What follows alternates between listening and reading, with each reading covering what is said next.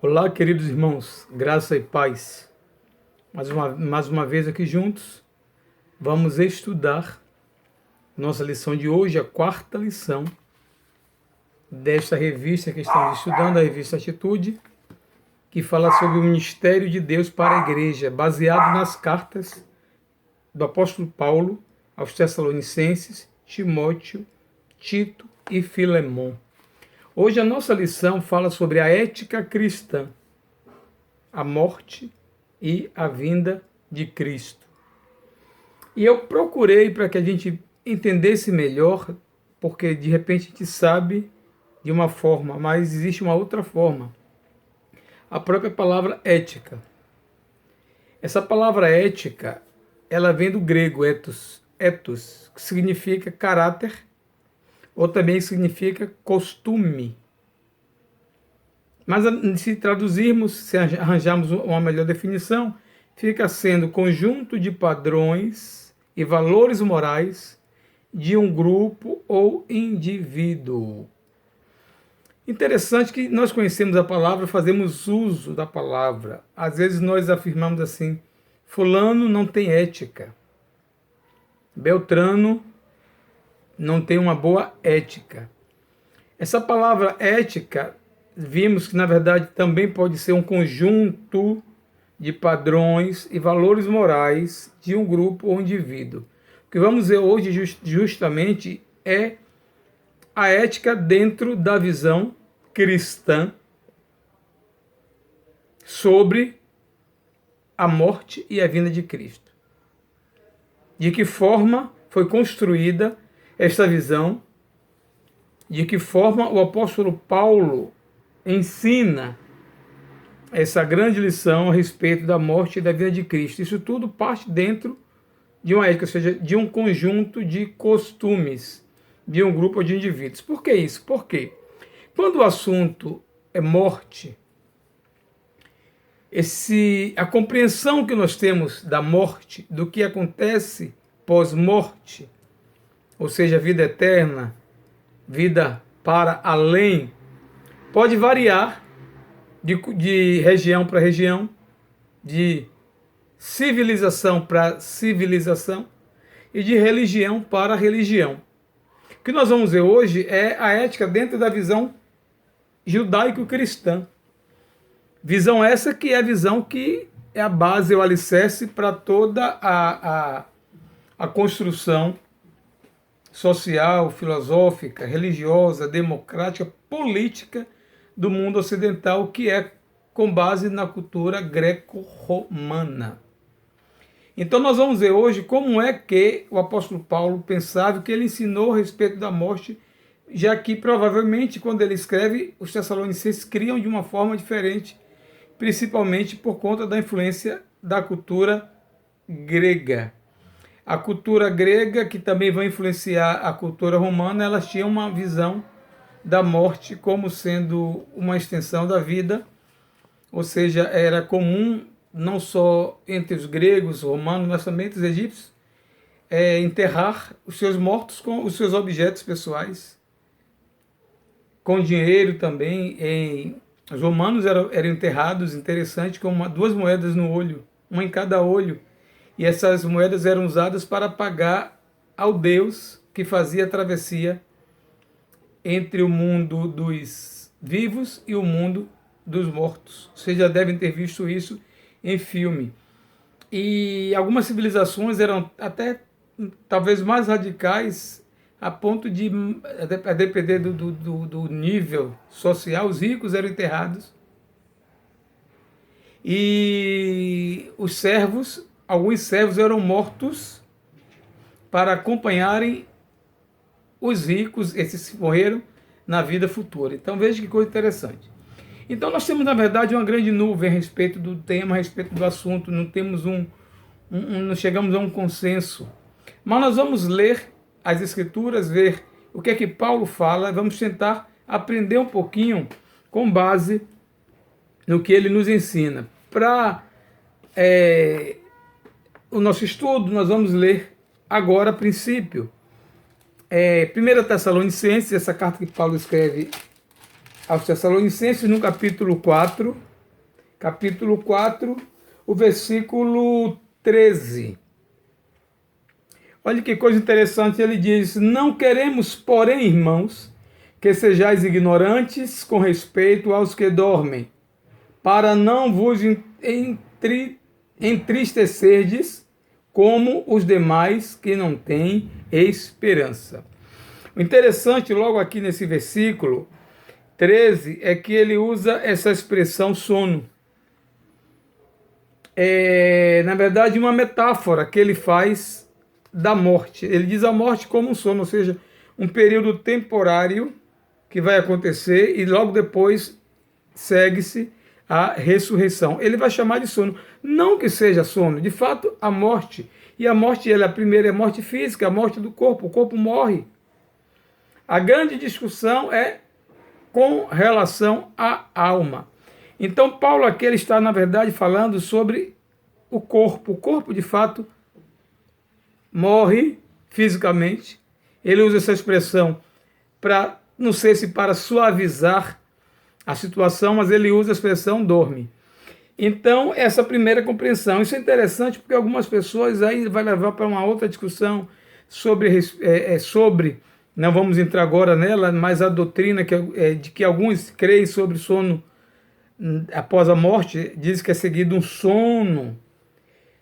E, na verdade, aqui é uma metáfora. Ele está falando que o corpo, de fato, morre e é como se um sono. O que acontece depois que você tem um sono? Você acorda.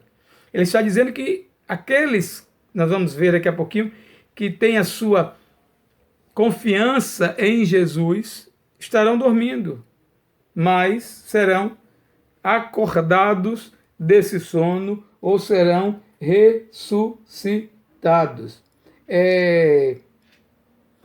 Quando nós pensamos na questão da morte, a gente precisa também entender uma coisa, né? A morte, infelizmente, é um acidente, né? Ela veio para o homem por conta do pecado. Romanos vai dizer: todos pecaram e destituídos estão da glória de Deus. A morte ela é consequência do pecado. Isso nós aprendemos desde lá, quando Adão e Eva, o primeiro casal, deliberadamente optam, né, pelo pecado. E eles, então, consequentemente, recebem como castigo, né, a partir deles, a morte. Então, a morte é um grande problema, é uma incógnita, é algo que nós ainda, por mais que sejamos esclarecidos, confortados, temos uma certa dificuldade com relação à morte. Isso pode variar de pessoa para pessoa. Alguns até têm medo da morte, encaram a morte como medo. E a morte é um fato, é uma coisa certa, a menos que sejamos arrebatados em vida, todos nós experimentaremos a morte. Então, Paulo está aqui logo no versículo 13, na parte B, ele está dizendo: olhe, não queremos, porém, irmãos, que sejais ignorantes com respeito aos que dormem, ou seja, precisamos ter conhecimento. A Bíblia nos ensina a respeito, não fala muito a respeito, esse tema não é um tema muito falado. Por exemplo, na carta no Novo Testamento, poucos livros falam a respeito. Tessalonicenses é um deles. Mas o apóstolo Paulo diz que a gente não precisa ser ignorante com relação à morte. A morte é um fato.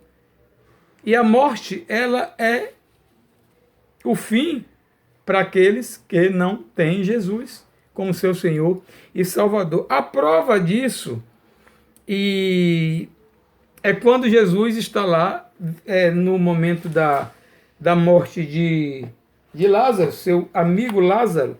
Isso está lá registrado em João, capítulo 11. Eu acho interessante, a gente vai ler rapidamente alguns versículos de João, capítulo 11,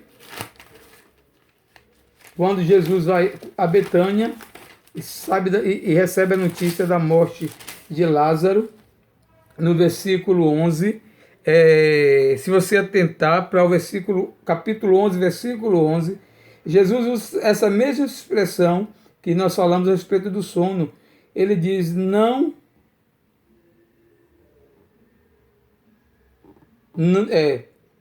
Isto dizia e depois acrescentou: nosso amigo Lázaro adormeceu, mas vou para despertá-lo. Jesus aqui está falando que, e comparando, usando novamente essa metáfora de que Lázaro estava morrendo e ele iria acordar Lázaro. Algumas pessoas não entenderam que Lázaro estava dormindo como se ele já estava morto há 4 dias.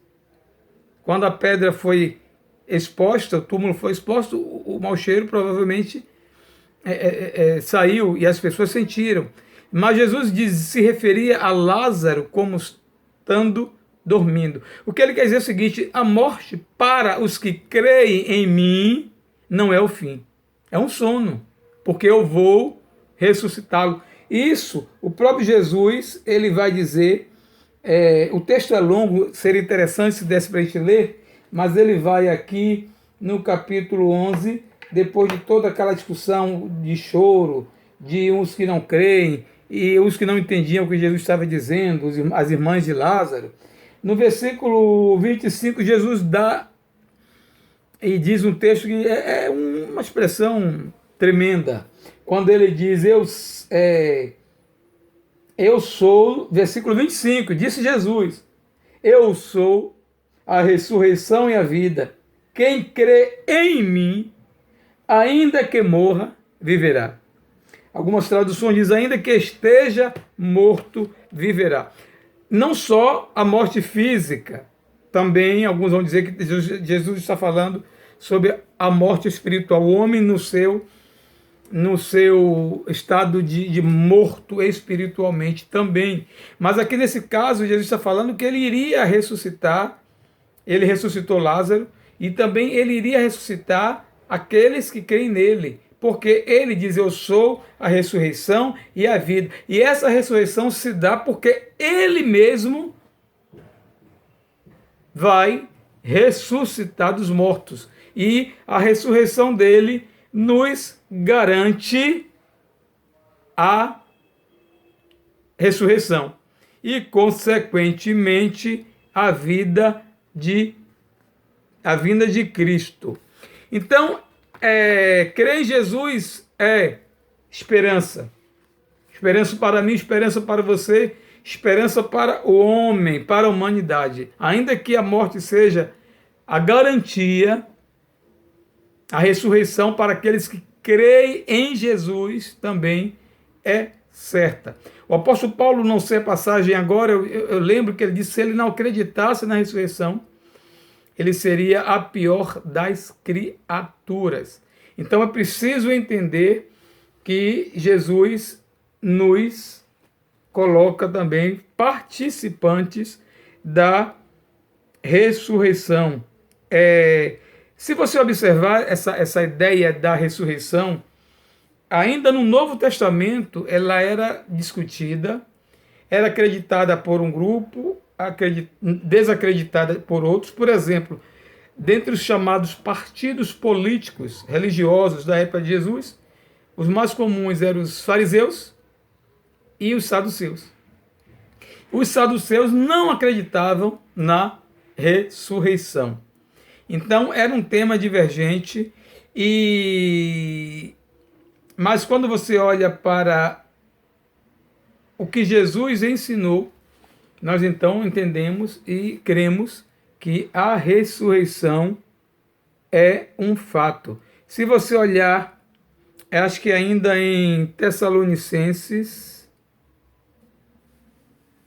vai falar, daqui a pouquinho nós vamos ler outro texto que vai falar sobre isso. Então, a primeira coisa nessa lição é justamente sobre isso, é a ética cristã, ou seja, a morte ela está dentro desse conjunto de ensinamentos que o apóstolo Paulo passou para a igreja a respeito da morte. É claro que há muitas correntes, e essas correntes não só de grupos de denominações diferentes, mas outros que creem e têm uma compreensão da morte nem sempre pautada, baseada no que as Escrituras ensinam. No nosso caso aqui, nós temos a Bíblia como livro de regra, fé e prática, ou seja, livro de ética, né? O nosso conjunto de ética, é por ele que nós nos baseamos, é a nossa bússola, nós nos orientamos. Então a Bíblia fala da morte, é isso, eu não posso falar,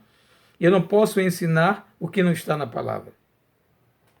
Seria um erro grave, eu não tenho autorização, eu posso falar apenas o que está na palavra. Então, a palavra dita, e é Jesus quem diz, se ele diz, para mim é suficiente. Quem crê em mim, ainda que esteja morto, quer fisicamente, quer espiritualmente, ressuscitará. Então nós temos que crer nessa esperança. E eu não sei como é que você hoje vive com relação a isso, qual é o seu comportamento, qual é a sua reação, quando o assunto é morte. Algumas pessoas não falam no tema, algumas pessoas não querem ouvir falar, algumas pessoas não vão a enterro, com as pessoas que não vão, crentes inclusive, que não vão a sepultamentos, tem uma dificuldade com relação à morte. Eu não sei, eu sei que uma coisa é certa, e é a morte. É a coisa mais certa no mundo, né? Fora Jesus, que é o nosso Senhor e Salvador, né? A morte é algo certo. Não sei que dia, não sei que hora, não cabe a mim antecipar, não cabe a mim adiar. O momento certo, né, que Deus permitir, acontecerá. O que precisamos é de preparo. Eu quero estar, eu devo estar, eu preciso estar preparado para a volta, para morrer ou para a volta de Jesus, quer dizer, para a volta de Jesus. Mas há um outro tema que é o que nós vamos ver agora, que também recorrente nessa carta de Paulo aos Tessalonicenses, assim como ele fala da morte e da ressurreição, ele fala sobre a vinda de Jesus. É um outro fato, é um outro fundamento da nossa fé, é um outro fundamento da igreja, a volta de Jesus. Jesus voltará. Jesus vai voltar.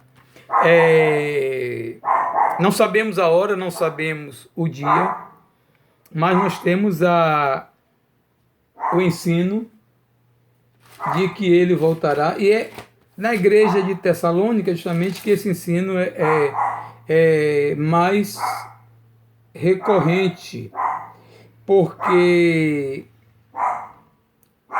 a igreja estava vivendo um momento de grande perseguição, naquele contexto ainda das aflições impunhas pelo judaísmo e também pelo Império Romano. Os crentes estavam vivendo uma perseguição. E essa perseguição alimenta a esperança, alimenta a expectativa de que não só a morte terá um fim com a ressurreição, mas tudo isso se daria através do evento que é a volta de Jesus.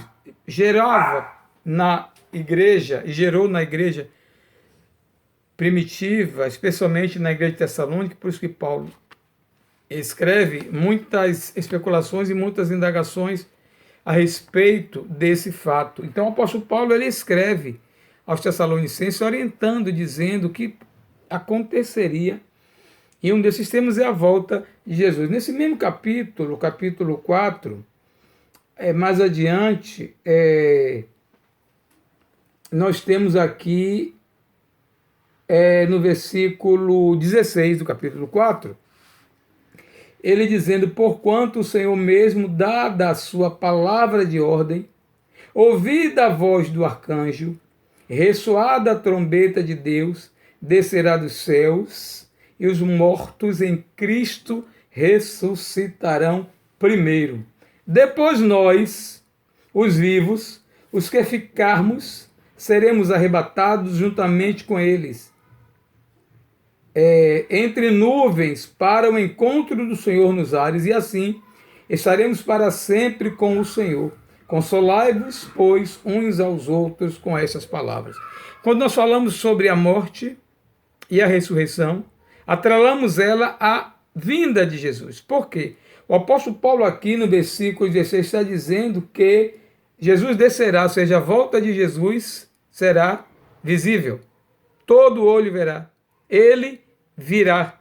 Será um fenômeno mundial, universal, à sua volta. Não é como alguns dizem que ele já voltou, que ele veio em secreto. Não, ele virá e todos verão à sua volta, porque o texto aqui está dizendo que ao som de trombeta descerá dos céus e os mortos em Cristo ressuscitarão primeiro. A vinda de Jesus garante a ressurreição dos mortos, daqueles que morreram nele.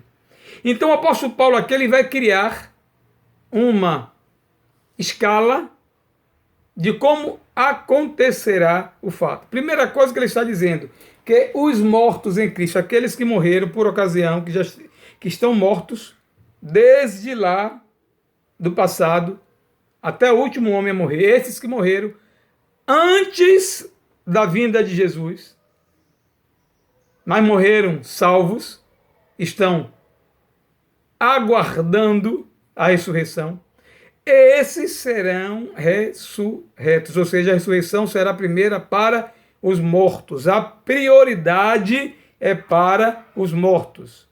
E ele diz que na sequência, logo em seguida, aí é que tem uma coisa interessante, quando ele vai usar o pronome. Ele diz aqui, nós, pronome da terceira pessoa no plural, nós, ou seja, os que estivermos vivos, nós, os vivos que ficarmos, ou seja, os que ficaram vivos, se não morreram até aquele momento.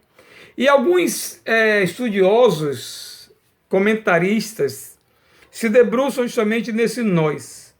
O apóstolo Paulo, ele se incluía como alguém que não iria morrer, mas estaria vivo, juntamente com os outros, esperando a volta de Jesus. Assim como eu, assim como você, como nós. Se eu morrer, é lucro, o apóstolo Paulo vai dizer. Mas se Jesus vier e arrebatar a sua igreja, será melhor. Mas ele está dizendo nós. Por que nós? Os que estivermos vivos. A comunidade, a primeira comunidade de crentes, né, os crentes primitivos, tinham, por conta justamente do momento que eles estavam vivendo, de cruel perseguição, eles entendiam e achavam que a volta de Jesus se daria naquele momento, naquele contexto, naquela ocasião. Ou seja, eles estavam vivendo, aguardando a volta de Jesus a todo e qualquer momento. Isso, para quem estuda a palavra, quem estuda missiologia, teve um impacto tremendo na igreja. Porque a igreja, a partir dessa crença, desse entendimento de que Jesus iria voltar a qualquer momento, eles adiantaram o processo, principalmente de expansão e pregação do evangelho. Ele dizia, se Jesus vai voltar a qualquer momento, temos que correr, temos que pregar, temos que anunciar a todo mundo que Jesus vai voltar. É por isso que o evangelho tem um salto grande naquele contexto. O evangelho ele é expandido, ele é pregado em todo aquele contorno da África, Ásia, Europa, o contorno do mar Mediterrâneo, todo mundo, mundo da época, mundo greco-romano, o evangelho ele se expande, principalmente por conta do que o apóstolo Paulo escreveu às igrejas e os crentes recebiam essa carta. E imagine o impacto disso, um crente recebendo uma carta disso na igreja da Tessalônica. Eles então começaram a pregar e espalhar essa boa notícia. Não as notícias de hoje, as chamadas fake news, mas as verdadeiras boas notícias. Inclusive o evangelho significa boas notícias, boas novas, novidade de vida. Então, essa mensagem foi pregada. E eles então queriam que Jesus voltaria por aquela ocasião. O apóstolo Paulo dizia que eu quero experimentar essa passagem. Ele não contava com a morte. E a igreja, durante muito tempo, cresceu e se desenvolveu com essa expectativa. A pergunta, irmãos, e ao mesmo tempo nós temos a resposta, que nos entristece é que, diferente da igreja primitiva, a realidade hoje é estranha. Parece, e para muitos, Jesus vai voltar, é certo, a igreja crê. Mas não há uma preocupação, não em marcar data, não estou dizendo vamos marcar data, mas uma preocupação, sabendo que Jesus vai voltar a qualquer momento, precisamos estar com as nossas lamparinas acesas. A igreja não tem a preocupação de se preparar, de estar como as virgens prudentes, preparadas para esse momento.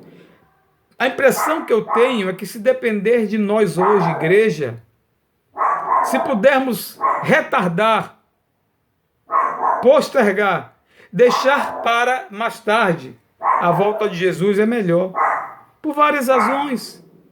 Algumas razões até pessoais, talvez você diga assim, eu não me sinto preparado.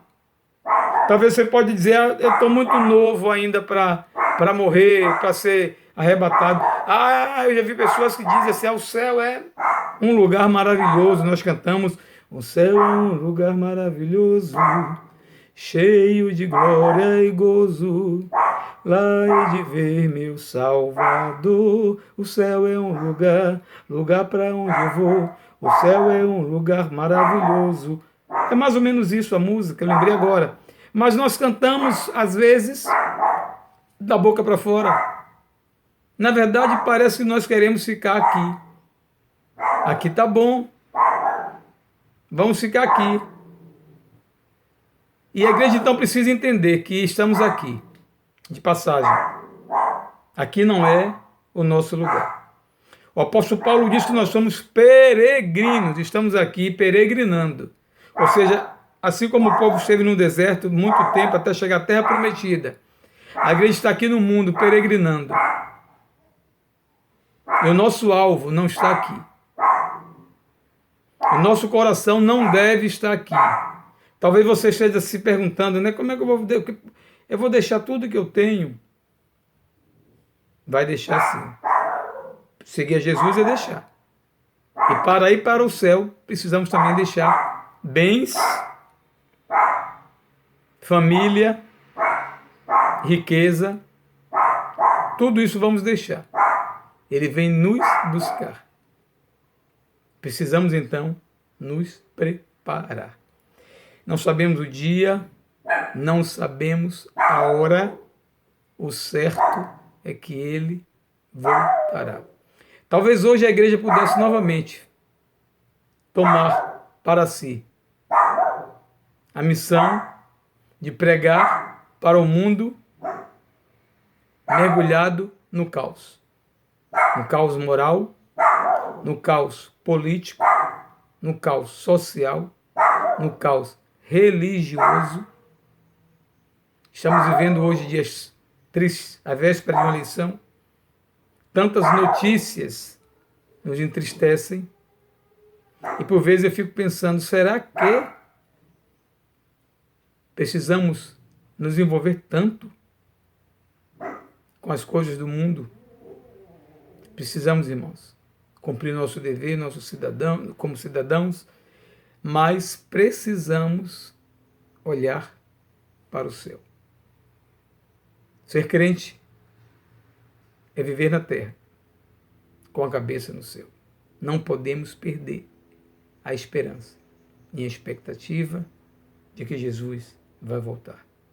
Que Deus te abençoe, que você esteja pronto, preparado, anunciando a volta de Jesus. Essa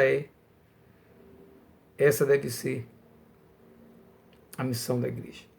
Pregar o evangelho a toda criatura. Anunciar a toda criatura que está sem esperança que Jesus voltará. E vem buscar a sua noiva. A igreja é comparada a uma noiva. Todo mundo sabe como é um preparo de uma noiva. E a igreja então precisa estar preparada para voltar.